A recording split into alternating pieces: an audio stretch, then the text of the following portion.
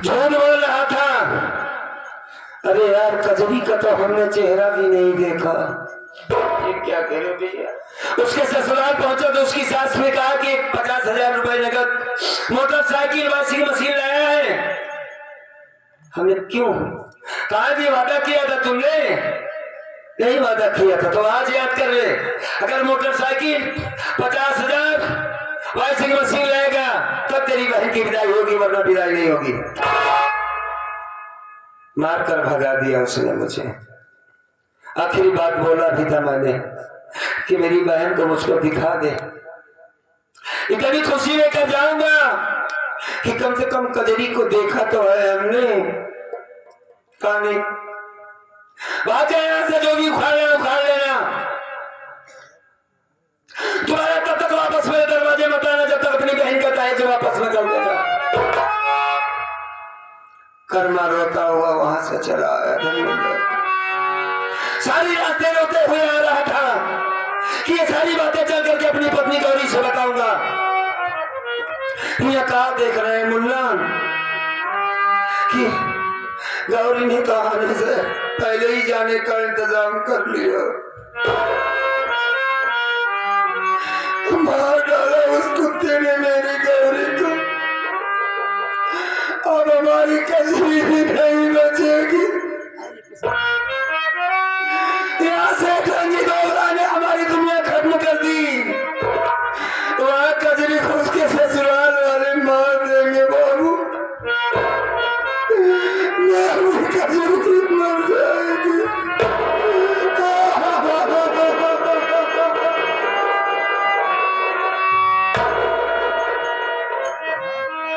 नहीं बचेगी वो।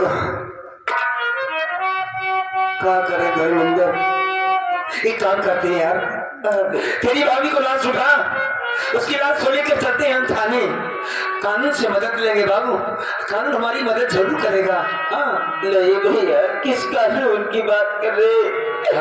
ये कानून वाले तो रंजीत दोबराय के जेब में रहते हैं। उसकी इतनी दौलत है कि दौलत के दम से उसका थाने पुलिस अदालत अपने जेब में। ये हमारे पूरे काजलपुर कर्मा को कौन नहीं साख्या, सब हमारी मदद करेंगे। कोई मदद नहीं करेगा भैया। जो उसके सामने सर उठाने से लोग डरते तो उसके सामने से कैसे कोई उठाएगा भैया। चलिए भाभी बाप को ले चलते हैं, बाप कफन दफन करते हैं। हाँ, कफन दफन करते हैं इसका। गांव का कोई व्यक्ति हमारा साथ नहीं देगा। गंजी तो इतना बड़ा आदमी है, कानून तो अपने जेब में रखता है, उसके खिलाफ कोई गवाही नहीं देगा। ठीक है, अच्छी बात है धर्मेंद्र, तेरे पास कुछ पैसे हैं का रे? देखो तुमने हर मौके पर मेरा साथ दिया है दोस्त। एक गरीब का साथ देता। आज अगर तेरे पास कुछ पैसे हो तो मेरी मदद कर दे मेरे भाई। नहीं भैया, 1 रुपये हमारे पास नहीं। किसी को बोला मेरे पास भी नहीं है, बगैर कफन तो हम इसे दफना देते हैं। जी मनोज को बोला। मनोज,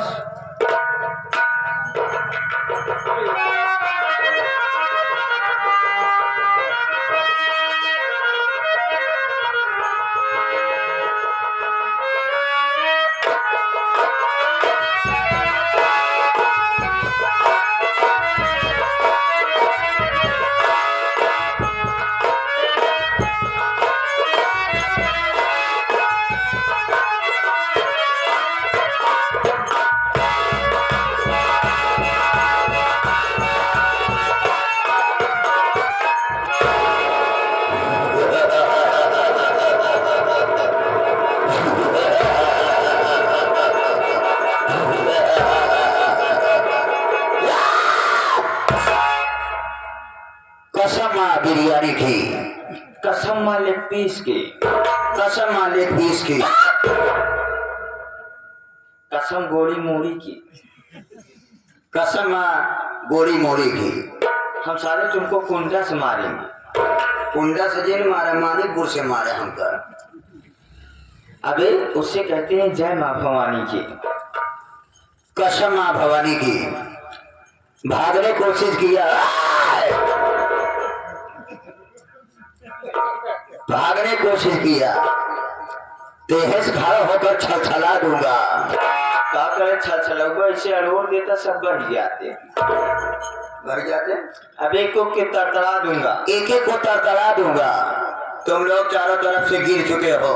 कितना जने इसे भारा गया है, देखा तो नहीं ना 3 जने सोवत रहे जाग गए।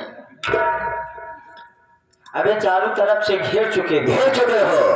अपना मेन सामान आगे कर दो। जिसके पास जितना पैसा है और जिसके पास पैसा नहीं है वो अपने अपने घर जाकर आटा चावल दाल खटाई नमक मिर्चा लहसुन प्याज तेल मसाला लेकर आ जाए। कबे ये पहले बताओ, हाँ ते ओरिजिनल ममता है का?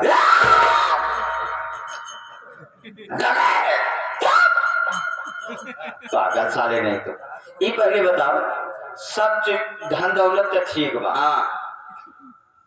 यहाँ तक गेहूं चावल भी ठीक है, लेकिन सारी खटैया चरवा का करके खटाई अचार दाल में डाला जाएगा। अच्छा डाली भी ना। हाँ हम लोग मार्केट जा नहीं पा रहे हैं जब से सरदार खत्म हो गए। कई झोली चला थे तो रे, कई झोली है तो रे, हम लोग गुफा से बाहर निकल ही नहीं पाते।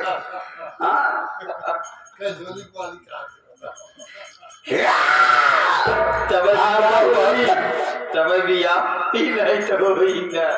हम लोग बहुत खतरनाक डकैत हो। मेरा नाम डाकू मोतीलाल है। ये पुलिस का मुख में दिखाई दे रहा है, ये पुलिस का दलाल दिखाया। मार डाले को मार देना भाई साहब। कौन है आप लोग? हम लोग डकैत हो। अच्छा, मैं न तो कोई थाने का मुखबिर हूँ ना ही दलाल हूँ भाई साहब। ये सामने जो पहाड़ी दिखाई रही कौन सी जगह है? ये चम्बल है, चम्बल। चम्बल आ गया मैं तो ठीक है। इस पहाड़ी से कूद कर मरने आया था मैं भाई साहब। मरने आए थे? जी हाँ। और आज तुम दोनों ने हमारा काम आसान कर दिया। पहाड़ी से कूद कर मरता तो तरफ के मरता बाबू। तुम दोनों सीने पर सीधा गोली मारो। मर जाना चाहता हूँ मैं, जीना मैं सभी नहीं चाहता हूँ भाई साहब। मार दिए भाई साहब, मार दिए। ठीक है, लेकिन आखिर क्यों मारना चाहते हो? क्या परेशानी है? क्यों अपनी जान देना चाहते हो? वजह क्या है, कारण क्या है, मकसद क्या है? मैं अपनी बात किसी से कहना नहीं चाहता। बस इतना आप लोग समझिए साहब कि अपनी जिंदगी से उब गया हो, जिंदगी जीना नहीं चाहता हूँ। मैं जाना चाहता हूँ भाई साहब। या तो गोली मार दीजिए, मारिए मारिए मुझे गोली। जिंदगी से उब गए हो? हाँ। मरना चाहते हो? जी हाँ। तो मार जाओ। लेकिन मरने से पहले हम लोग तुमसे रिक्वेस्ट करते हैं भाई साहब कि तुम अपनी कहानी बताओ। तुम्हारा नाम क्या है? कहाँ का रहने वाले हो? आखिर अपनी जान क्यों देना चाहते हो? अपनी कहानी बताओ। ये डाकू मोतीलाल, ये डाकू भगभका सिंह, दोनों व्यक्ति आपका साथ देगा। पहली बार तो कोई किसी का साथ नहीं देता।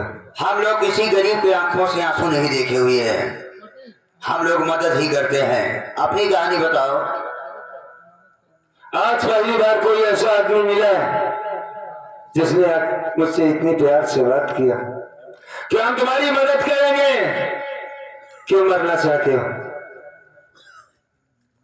कर्मा नाम है बाबू हमारा। कर्मा? अभी अभी अपनी पत्नी की चिता में आग लगा के आ रहा हूं।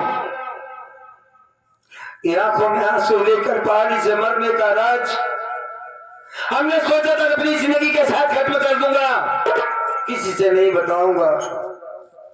आपने पूछा है, बता देता हूं। हमारी पत्नी मरी नहीं बल्कि बाबू उसे मार डाला गया। मेरे इलाके का सेठ रंजीत ओबरा उसकी इज्जत को लूट लिया। जब उसने कहा कि सारी बातें कर्मा से बताऊंगी तो उसने उसके पेट में चाकू मार दिया। नैनागढ़ में बहन का ससुराल है जिसे दहेज के लिए मार दिया जाएगा। मेरी बहन है वो। उसकी सास ने 50,000 रुपए वॉशिंग मशीन मोटरसाइकिल मांगा है बाबू। मेरे पास इतना पैसा नहीं है, ना तो मैं शेख रंजीत ओबराय का सामना कर सकता हूं और ना ही बहन कजरी की जान बचा सकता हूं, कैच बचा सकता हूं। इससे बेहतर समझा कि सुनूंगा कि मेरी कजरी को मारा जा रहा तो बर्दाश्त नहीं होगा मुझसे, जाकर पहाड़ी से कूदकर अपनी जान दूंगा। इसी वजह से तो गांव से काफी दूर आया हूं मैं। बाबू एक एहसान कर दीजिए तुम दोनों, या तो मुझे गोली मारो या तो मुझे पहाड़ी पर जाने दीजिए भाई साहब, बस बहुत हो गया, मैं जाना चाहता हूं। दहेज के खातिर किसी बहन बेटी को सताया जाए, या को मोतीलाल नहीं देख सकता है। पैसे के कारण किसी बहन बेटी की इज्जत लूट लिया जाए, ये उससे मार दिया जाए, ये डाकू भगभगा सिंह नहीं देख सकता है। और बुढ़ियों की बात करते हो कि मर जाओगा, अगर तुम मर जाओगे तो क्या तुम्हारी पत्नी का आत्मा शांति मिलेगी? नहीं, नहीं मिलेगी। अगर अपनी पत्नी का आत्मा शांति लेना चाहते हो तो उठा लो बंदूक का बाना। वैसे ही तुम मरना चाहते थे, आज के बाद ये समझो कि गरीब कर्मा मर ही गया, गरीब कर्मा मर गया, आज के बाद जिंदा हो गया। डाकू कर्मा से, डाकू कर्मा से, डाकू कर्मा से मिटा दो उन हस्तियों को जिसने तुमको बर्बाद किया है। जितने भी पैसे की आवश्यकता है हम लोग हैं, उसका दहेज हम लोग देंगे, जितने पैसे की जरूरत पड़ेगी हम तुमको देंगे। और आज के बाद बन जाओ तुम हमारे सरदार और हम लोग आपके साथी। बिना जाने समझे इतना बड़ा भरोसा हम पर किया आप लोगों ने, एक बार भी नहीं सोचा कि आदमी झूठ बोल रहा है कि सच बोल रहा है। अगर आप लोगों ने मुझ पर भरोसा किया है, एहसान किया है, जिंदगी बचाई है, हमारी साथ देने का वादा किया है, तो आप दोनों समय भी एक वादा करता हूं कि जैसे एहसान किया है, एहसान का बदला एहसान से ही चुकाऊंगा मैं। अगर कभी जरूरत पड़ी तो पहले कर्मा के सीने को ये गोली पार करेगी, बाद में तुम तक आस पहुंचेगी मेरे मरने के बाद। साथियों, आज तक जिन हाथों में फावड़ा हुआ करता था, ये मेहनत मजदूर करने वाला कर्मा, आज उसके हाथों में बंदूक है। मालिक की शायद यही मर्जी है, ये नहीं जानता मेरा अंजाम क्या होगा, मारा जाऊंगा, अपनी बहन से कभी मिल पाऊंगा या नहीं मिल पाऊंगा ये भी नहीं जानता मैं, लेकिन उठाया है कर्मा ने बंदूक है।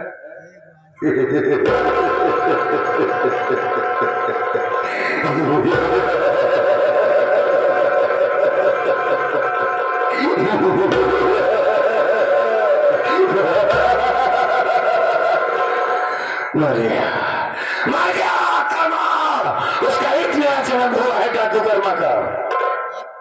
आज के बाद हमारे जीवन का सिर्फ एक मकसद होगा, गांव के कातिल को इस दुनिया से मिटा देना सारे को।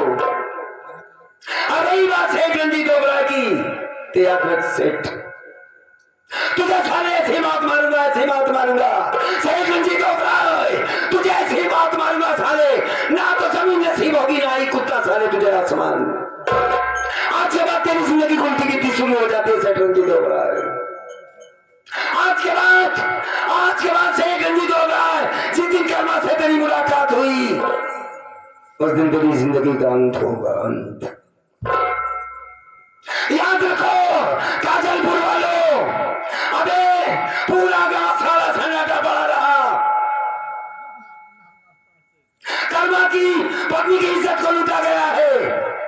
अबे कर्मा चुप कर बैठने वाले सारे हिजड़ो, आज कर्मा के साथ हुआ कल तुम्हारे साथ होगा। कौन आएगा तुम्हें बचाने? कर्मा मरने से पहले अच्छा काम करेगा, शेख रंजीत ओबराय जैसे हड्डी को दुनिया से मिटा देगा। चुन चुन कर मारा जाएगा सबको, पूरे काजलपुर में सारा कोई खुशियां नहीं मनाएगा, कोई नहीं, हर जगह सारा मातम होगा, मातम। मजा आएगा साथियों।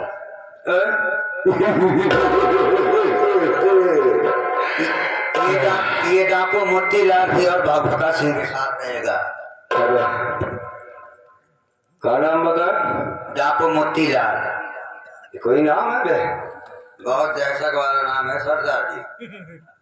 इसमें काहे का दहशत है? बहुत बड़ी दहशत है। अबे मोतीलाल टट्टीलाल में काहे का दहशत? साले गंदगी का नाम है?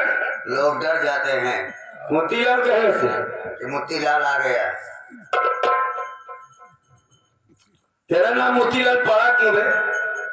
नाम के रहे हैं ना, हाँ, तो बहुत ज्यादा मुंहत रहे हैं। इतना ज्यादा मुझे तो कबो कबो इनका खेते मुला के हम चरी सींचत रहे। टुल्लू मशीन सारे लगा के रखे रहे। 15 दिन में कथरी सर जात रहेगी। मतलब बचपन के ही मलिच हो तुम। मरीज कोई बात नहीं, कोई बात नहीं। लेकिन साथी, तुमने इस गरीब परमा पर एहसान किया है, मेरे आंखों के आंसू को पोंछा है तुमने, तो हम वादा किया है हमने तुमसे। तुमने हमें अपना सरदार माना है तो हमारी बात को भी मानना होगा। जी सरदार जी, मानेंगे क्यों नहीं। नहीं, आज के बाद तुम्हारा नाम ये ठीक नहीं है। अरे बड़े मेरी तरफ देख, थोड़ा बाल छोटा है, बाकी चितवन तो बहुत लाजवाब है। वे सारी लेडीज जैसे तेरा चेहरा है। इतना बड़ा बड़ा मोछा हम लेडीज दिखाते सरदार। एक बात ये बता, तू अपनी माँ पर गया है या मौसी पर? अम्मा गए वाह, मौसी हमारे में करा। तेरी मौसी है तेरे जैसी? हाँ अबे तेरी माँ है ना ऐसे जैसे तू खूबसूरत है। खूबसूरत हाँ? इतना तारीफ कई बार करा था हमारे अम्मा के। देख, किसी किसी लेडीज का चेहरा मर्दों जैसा होता है, देखा है नहीं? और मर्दों का चेहरा लेडीज जैसा तो मालिक की मर्जी ये बनाता है। हाँ। तेरा चेहरा भी